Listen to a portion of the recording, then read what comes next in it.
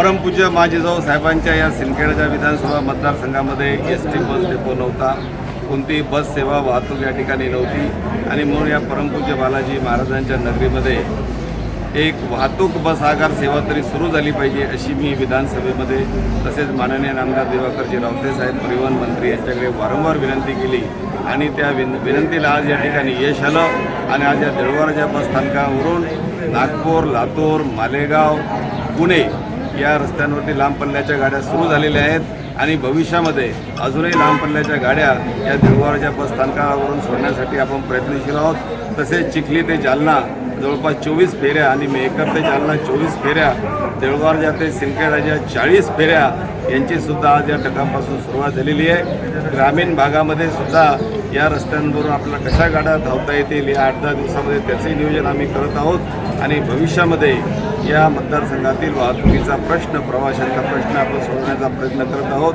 या ठिकाणी रिझर्वेशन या देऊळगावच्या बस स्थानकावरून काही ज्या लांब पल्ल्याच्या गाड्या जातात त्याचं रिझर्वेशनसुद्धा इथून व्हावं असे माझे प्रयत्न या ठिकाणी राहणार आहेत। शिवशाहीचे बसेससुद्धा या देऊळगावच्या बस स्थानकावरून सुरू करण्यासाठी आपला प्रयत्न भविष्यामध्ये या ठिकाणी राहणार। न्यूज देऊळगाव राजा बुलढाणा।